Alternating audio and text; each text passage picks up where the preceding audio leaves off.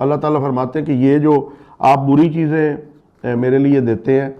اللہ کی راہ پہ آپ اٹھا کے دے دیتے ہیں، گھر کی گلی سڑی چیزیں یا بچا ہوا کھانا یا پرانا نوٹ یا اس قسم کی اگر آپ حرکتیں کرتے ہیں تو وہ کہتے ہیں یہ شیطان آپ سے کرواتا ہے، شیطان آپ کو بھٹکاتا ہے، یہ آپ کو جو ہے وہ لے کے جاتا ہے برے راستے پہ، اور یہ آپ کو ڈراتا ہے شیطان کہ یا یہ اچھا نوٹ آپ نہ دیں، برا دے دیں، یہ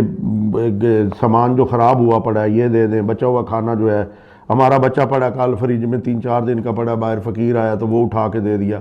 تازہ کھانا دیں، بلکہ آپ کے آگے جو پڑا ہو کھا رہے ہوں وہ اٹھا کے دیں۔ تو اللہ تعالیٰ کہتا ہے کہ میں آپ کو بخشش اور فضل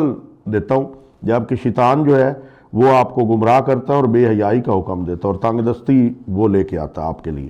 اگر اس کا مطلب ہے کسی بندے پہ تنگ دستی ہے تو اس آیت کے مطابق، یہ آیت ہے 268 آیت کے مطابق، اگر کسی بندے پر تنگ دستی ہے ناظرین تو یہ سن لیں، وہ آپ کا کوئی ایسا عمل ہے جو آپ شیطان کا اعلی کار بنے ہوئے ہیں۔ تنگ دستی شیطان دیتا ہے، اگر آپ کو تنگ دستی ہے تو اس کا مطلب ہے آپ شیطان کے اعلی کار بنے ہوئے ہیں، اور آپ اپنے آپ کو امینڈ کریں، اپنے آپ کو اللہ کی راہ پہ لے کر آئیں۔ اللہ تعالیٰ فضل دیتا ہے، بخشش دیتا ہے، اور اللہ تعالیٰ تنگ دستی نہیں دیتا۔ تنگ دستی انہی کو آتی ہے جو شیطان کے راستے پہ چلے ہوئے ہوں۔ یہ آیت 268 یہ بیان فرما رہی ہے۔ عطا فرماتا ہے دنائی جسے چاہتا ہے، اور جسے عطا کی گئی دنائی تو یقیناً اسے دی گئی بہت بھلائی، اور نہیں نصیحت قبول کرتے مگر عقل مند۔ اور جو تم خرچ کرتے ہو یا منت مانتے ہو تو یقیناً اللہ تعالیٰ اسے جانتا ہے۔ ظالموں کے لیے کوئی مددگار، اور اگر ظاہر کرو خیرات تو بہت اچھی بات ہے، اگر پوشیدہ رکھو صدقوں کو اور دو انہیں فقیروں کو تو یہ بہت بہتر ہے تمہارے لیے، اور صدقہ مٹا دے گا تم سے تمہارے بعض گناہ، اور اللہ تعالیٰ جو کچھ تم کر رہے ہو خبردار ہے۔ نہیں ہے آپ کے ذمہ ان کو سیدھی راہ پر چلانا، ہاں اللہ سیدھی راہ پر چلاتا ہے جسے چاہتا ہے، اور جو کچھ تم خرچ کرتے ہو اپنے مال سے تمہارا اپنا اس میں فائدہ ہے۔ اللہ تعالیٰ یہ فرما رہے ہیں کہ آپ جو ہے جو کچھ میری راستے میں خرچ کرتے ہو اس میں میرا کوئی فائدہ نہیں ہے، وہ آپ انویسٹمنٹ کرو گے تو میرے سے فائدہ لے لو گے، تو اس لیے جو ہے وہ اس میں آپ لوگوں کا اپنا فائدہ ہے۔ آگے ہے، اور تم جو خرچ ہی نہیں کرتے ہو سوائے اللہ کی رضا طلبی کے، اور جتنا کچھ تم خرچ کرو گے اپنے مال سے پورا ادا کر دیا جائے گا، یہ وعدہ ہے اللہ کا۔ اللہ تعالیٰ فرما رہے ہیں اور جتنا کچھ تم خرچ کرو گے اپنے مال سے پورا ادا کر دیا جائے گا۔ اللہ کے ساتھ وہ کیا ہے، وہ جیسے ہم کاروبار کرتے ہیں نا تو اس میں ہوتا ہے کہ جی ہم یہ منافع اور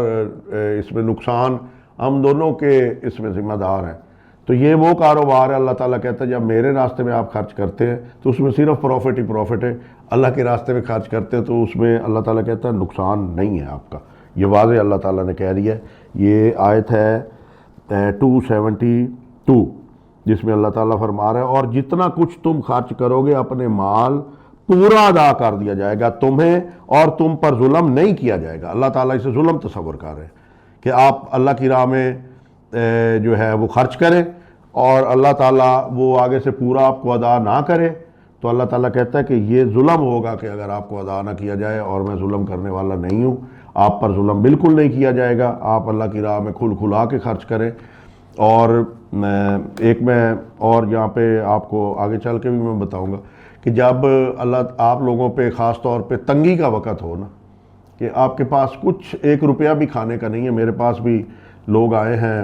مرید ایک آیا میرے پاس تو مجھے اس نے کہا کہ میرے پاس جو ہے نا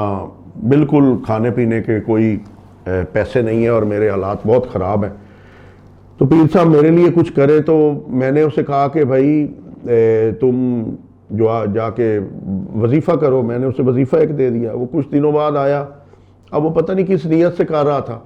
تو کہتا جی میں تو بہت میرے برے حالات ہو گئے ہیں، تو میں جو ہے وہ کیا کروں، مجھے آپ فوری کوئی حل بتائیں۔ تو میں نے کہا یار فوری حل پھر یہ ہے کہ کچھ آپ کے پاس پیسے وغیرہ ہیں یا کچھ ہے تو آپ وہ پھر فوراً جا کے نا اس کا وہ اللہ کی راہ میں کسی جگہ پہ لگا دو، چاہے کسی مسجد جو بن رہی ہے اس کو دے آؤ، یا کوئی چیز لے کے کسی اور ضرورت مند کو دے آؤ۔ تو وہ کہتا ہے جی میرے پاس تو کچھ بھی نہیں ہے، میرے پاس ایک وہ چھوٹا سا وہ گندا سا موبائل ہوتا ہے جس پہ واٹس ایپ وغیرہ نہیں چلتا،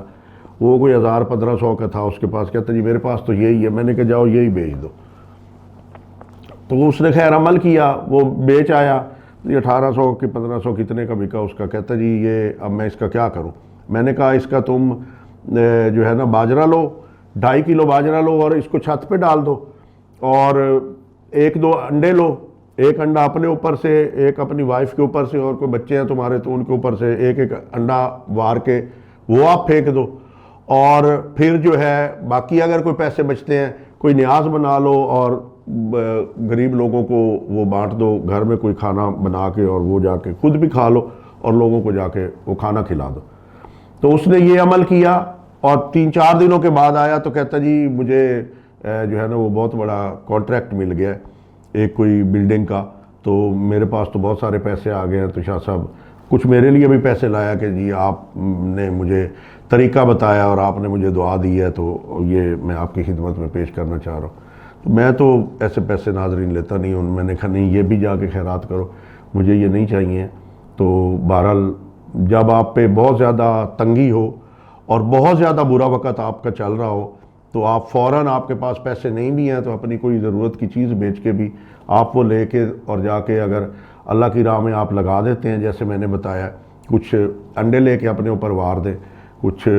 پیسے جو ہے وہ باجرہ پرندوں کو وہ ڈال دیں، چینی جا کے کیڑیاں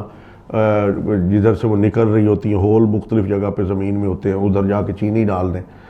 قبرستان میں جا کے کوئی چیز آپ پھینک دیں، کھانا پکا کے۔ سب سے بہترین طریقہ جو اللہ تعالیٰ سے فوراً ہیلپ لینے کا ہے وہ یہ ہے کہ کھانا پکائیں اور لیں یا بازار سے خریدیں، اسے پیکٹوں میں ڈالیں اور کسی مستحق کو دیں۔ ایویں راستے پہ جاتے رکشے والے کو نہ پکڑائیں، اور راستے پہ جاتے ایسے ہی کسی بندے کو نہ دے دیں کہ سائیکل پہ آپ کھڑے ہو گئے ایک جگہ پہ، موٹر سائیکل والا بھی لے کے جا رہا ہے، جو ضرورت مند نہیں ہے وہی لے کے جا رہے ہیں، تو وہ آپ کا نہیں لگتا۔ تو دکھالی نہ ہو، ریاکاری نہ ہو، اور چپ کر کے آپ لے کے جائیں، اور ایگزیکٹ جو صحیح بندے ہیں ان کو آپ دے دیں، تو 3-4 دن میں آپ تماشا دیکھیں ہوتا کیا۔